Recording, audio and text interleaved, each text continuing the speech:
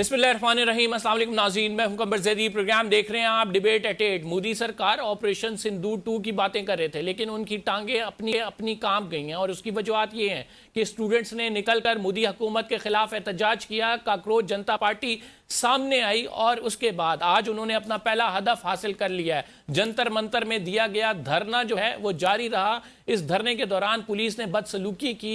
इस धरने के दौरान तलबा को तशद्दुद का निशाना बनाया गया, लेकिन इसके बावजूद तलबा का एहतजाज रंग ले आया और धर्मेंद्र प्रधान जो हैं, जो उनके तालीम के वजीर हैं, वो मुस्ताफ़ी हो गए हैं। उन्होंने अपनी ये पोस्ट में कहा है कि वो नेशनल यूनिटी को देखते हुए मुस्ताफ़ी हुए हैं, लेकिन प्रेशर बढ़ता जा रहा था। इसके अलावा 2 से 3 डिमांड्स और रखी गई हैं काकरोच जनता पार्टी की जानिब से। एक वो डिमांड रखी गई है कि जो स्टूडेंट्स जो हैं जिन्होंने खुदकुशियाँ की हैं, उनके जो ख़ानदान हैं उनको 1 करोड़ रुपए मुआवजा दिया जाए। 20 जुलाई को जो प्रोटेस्ट किया गया, इसमें पुलिस ने जो तशद्दुद किया, उन पुलिस वालों के खिलाफ कार्रवाई की जाए। मोदी सरकार ने घुटने टेक दिए। वो मोदी सरकार जो एडवेंचर का ख्वाब रखते थे हमसाया ममालिक में, आज उनकी ये हालत है कि मुल्क में उनके बच्चे, वो तालिबे इल्म जिनको वो कहते हैं कि ये उनकी खिदमत कर रहे हैं, आज जो है वो एहतजाज करते नज़र आ रहे हैं और आज उन्होंने अहम वजीर की जो है विकेट गिरा दी हुई है। तो ऐसे में भारत के अंदर जो एहतजाज हुआ है, इसमें ओपोजिशन कहाँ थी? राहुल गांधी हमें नज़र आए, लेकिन वो ऐसे वक्त में नज़र आए जब स्टूडेंट अपनी मदद आपके तहत निकल आए। पाकिस्तान के अंदर एहतजाज ज़रूर होते हैं, लेकिन पॉलिटिकल पार्टीज़ करती हैं।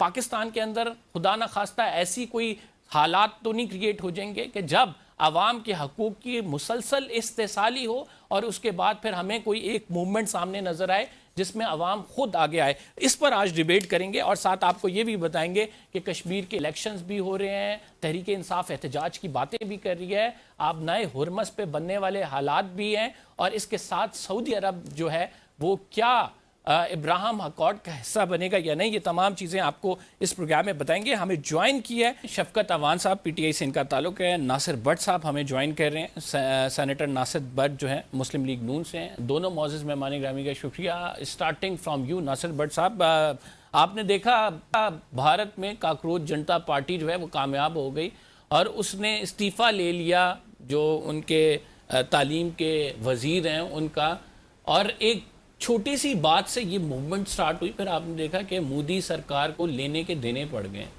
तो इससे एक बहुत बड़ा सबक मिलता है हमें, और वो सबक ये है कि अगर अवामी राय को मलहूज़े खातिर ना रखा जाए तो ऐसी तहरीकें ट्रिगर होती हैं कि उसमें सियासी जमातों की ज़रूरत नहीं पड़ती। Are you scared of something?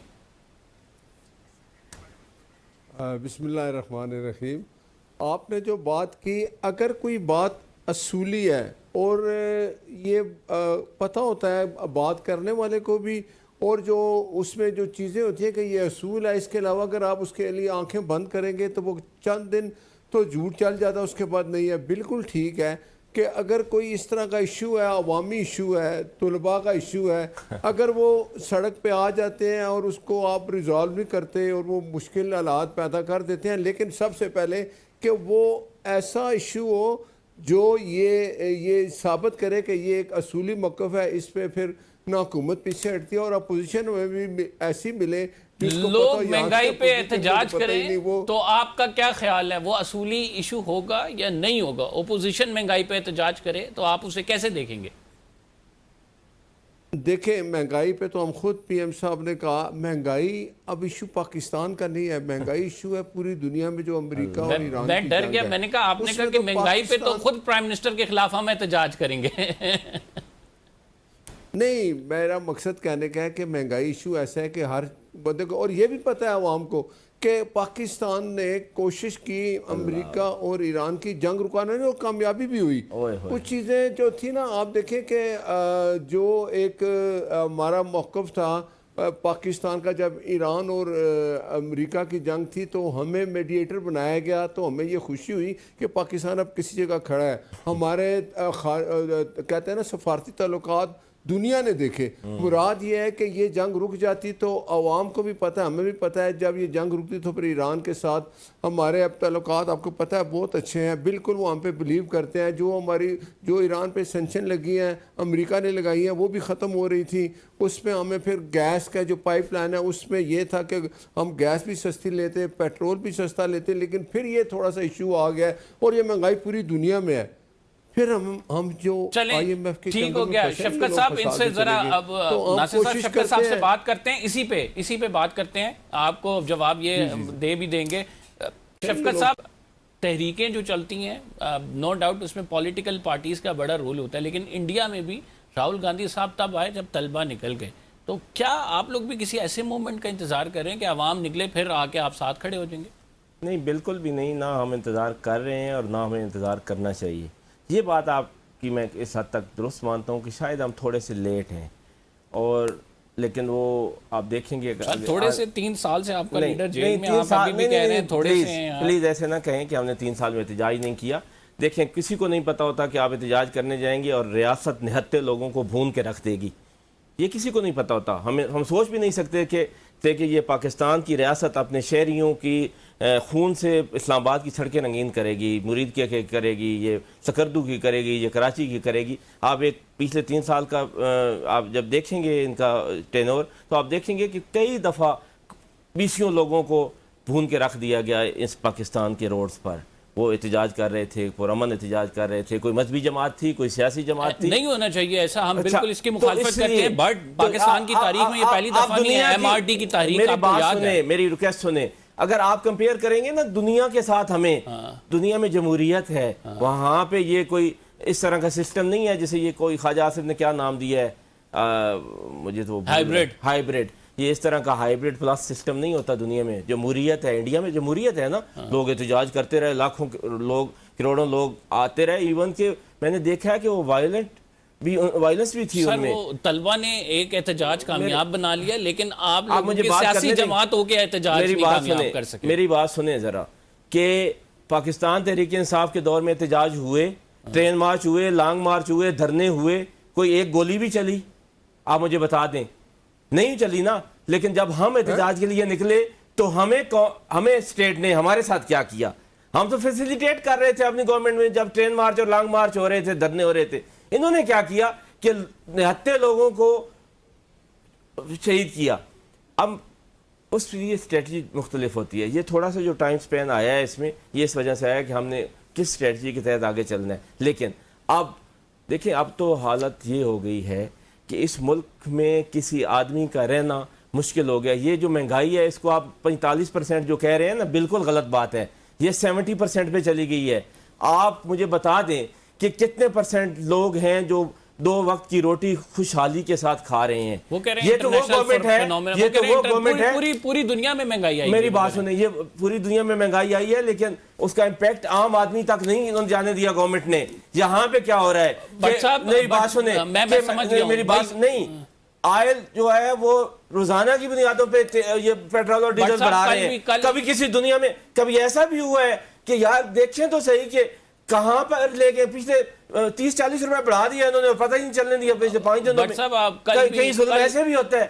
कल भी 3 रुपए बढ़ा दिए गए, 4 रुपए डीजल, 5 रुपए डीजल। एक लास्ट बात, ये वो मैं ट्वीट इनके दिखा देता हूँ। 1-1 रुपया बढ़ता था इमरान खान साहब के दौर में, और ये समझते थे कि ऐसे ट्वीट करते थे साद रफीक साहब और बाकी लोग कि शायद क़यामत आने वाली है कल 1 रुपए पे, और यहाँ पे 200-200 रुपया 300-300 बढ़ा दिया है इन्होंने। बट साहब, यही अगर बात करें इंटरनेशनल महंगाई की भी आपने बात की, इंटरनेशनल प्राइसेस की भी बात की, बांग्लादेश ने नहीं बढ़ाया, अफगानिस्तान ने 1% बढ़ाया, इंडिया ने नहीं बढ़ाया। ये दूसरे राउंड की बात कह रहा हूँ। पाकिस्तान ने 16% इंक्रीज कर दी है ऑयल प्राइसेस में। क्यों सर? मैं पहले इनकी इस बात का जवाब दे दूं एहतजाज का। वहाँ जहाँ एहतजाज होते हैं ना, वो हाथों में गने लेके नहीं आते, कहते हैं आज नहीं छोड़ेंगे, आज मार देंगे। आपने देखा हिंदुस्तान में जितने एहतजाज हुए, किसी के पास गन थी, किसी के पास क्लैशनकोफ थी, या तो किसके पास थी? मैं मौजूद था वहाँ पे, मैंने तो किसी के पास डंडा नहीं देखा। एक मिनट ओ यार खुदा खौफी करे, इतना झूठ आप बोलते हैं ना पीटीआई वाले, दिल और करता है झूठ कि यार आप अब वो बोलते हैं, क्लाशनकोव झूठ उठाई आप किससे बोलते थी? हैं, किसके देखें, झंडा भी देखें। नहीं था किसी के पास। अच्छा जी, इनको बंदे मैंने कितना अपने टाइम खुद दिया, मार मैं के हम बोला पे डालते हैं। ये इनकी प्रॉब्लम है। मुझे बताते, मैं बताता हूँ, वो गंडापुर कौन था जिसके हाथ में क्लाशनकोव थी और कहां पे बेचारा वो जो एक कहां पे बस क्लाशनकोव होती थी? उसको मार रहा था, और कौन साहब, था? आप सेनेटर हैं, वो खुदा का किसकी खौफ थी? किया करें, कोई वो झूठ किसकी क्लाशनकोव उस लेवल थी? का झूठ बोला करे कि सुनने वाला कम से कम ये वो तो क्या ना था? कहे कि ये एक सेनेटर है, ये पार्लियामेंटेरियन वो है, क्या और था? ये क्या कह रहा है। ठहरे एक मिनट कोई जितना वो भी क्या सोचा था करे उसके हाथ बोलते में, जरा हुए। बताएं। नहीं, उसके हाथ में क्या था? कब, कहां पे, किस वक्त, जब वो कौन निकला से था इतिहास लाहौर में? को, जब वो आया था इमरान को रिहा करने, तो जी, कौन सी उसके हाथ में गन थी, मुझे दिखा दें आप कोई मुझे फुटेज निकालें अच्छा जिसमें वो ठहरे, गन लेके फिर रहा मैं है। फुटेज भिजवाता हूँ। एक सेकंड। ये मेरे जो मुझे आप बताएं जी कि या मैं भेजूं फुटेज, वो गंडापुर के हाथ में क्लाशनकोव नहीं थी जो वो बस वालों को दिखा के हटा रहा था? अगर नहीं है तो मैं भिजवा देता हूँ, फिर आप माफी मांगेंगे। इस बात पे डिबेट ही नहीं होनी चाहिए। मैं बताता हूँ कब की बात है, जब वज़ीर आला था गंडापुर और उसने कहा था मैं इमरान खान की रिहाई के लिए जा रहा हूँ। बट साहब, चाहे अली अमीन गंडापुर साहब लेके क्लैशनकोफ आए या रियासत का कोई अहलकार क्लैशनकोफ अपने किसी शहरी पे ताने, दोनों चीजें नहीं होनी चाहिए। हमें यहाँ पे डिबेट इस वजह से नहीं देखें, ये इन लोगों का काम है, ये झूठे लोग हैं, यही इनकी प्रॉब्लम है। मैं फुटेज में जवाब देता हूँ, सुने, लेकिन यार आप एक मिनट चुप हो जाए ना, आप मेरी सुने, मैं आपको बताता हूँ, अगर ये बात सच साबित हो, और यार एक बात भाई, अगर ये बात शर्म जायज नहीं है। शफकत अवान साहब, अच्छा जब आप इस्लामाबाद आए, इनको फुटेज दिखाएं, लोगों ने हाथों में क्लाशनकोव उठाई हुई थी, नहीं थी? अगर आप ये बता दें, मैं भेज देता हूं, फिर आप इस्तीफा दे दें। आपके सादा कपड़ों में आपके एहलकार होंगे जिन्होंने लोगों को कत्ल किया है, और बहुत अच्छे भाई, इन्होंने जीएचयू पे हमला किया, ये पता क्या कहते हैं, हम वहां तो गए ही नहीं। ये देखिए यार हम वो माजी हो चुका है, हमने उससे आगे निकलना है, हमने अभी अवामी इश्यूज पे नहीं माजी नहीं हो चुका, इनका ट्रैक रिकॉर्ड ऐसा है, ये लोग झूठे हैं, इल्जामात झूठे आप लोग हैं भाई, वो लोग हैं जिन्होंने कतर में, प्लीज सुने तो मैंने और मौजूआत पे भी बात करनी है। अगर आप लोग ये डिबेट मैंने जो बात की है, सुने, ये वो लोग हैं, सुने, इन्होंने कतर में 40,000 दहशतगर्दों को छुड़ाया इमरान खान ने, आज जो हम भुगत रहे हैं, पूछे इसे, वो भी नहीं है। इससे तो भट्ट साहब, एक तो बात मैं आपको बड़ी माजरत के साथ, ये इससे उससे कोई नहीं होता, मैं आपकी इज्जत करता हूं, तो इसलिए अपनी जुबान आप ठीक, मैं भी आपकी इज्जत कर रहा हूं, आपके साथ ठीक बोलूंगा, वरना मुझे कोई जरूरत नहीं आपकी इज्जत करने की, ठीक है ना? आपकी जमात इस काबिल है कि उसकी इज्जत की जाए, लेकिन अगर मैं आपकी इज्जत कर रहा हूं तो मैं आपकी इज्जत करूंगा, मैं आपके फिर सीधा बखिया उड़ाऊंगा। अगर आप नहीं करेंगे तो सुनेंगे ऐसे ही, तो आप क्या करेंगे? मैं आपने कहा ना, मैं अगर आप मेरी इज्जत नहीं करेंगे, मैं आपके बखिया इसी तरह उड़ाऊंगा, यही बात करूंगा। सुने और सच्चाई सुना करें, सुने थोड़ा सा बोलना सीख लें। अब आप भाग जाएंगे, आप लोगों का यही मसला है, आप लोग आफ्टर दिस नाज़रीन, आप कहीं मत जाइएगा।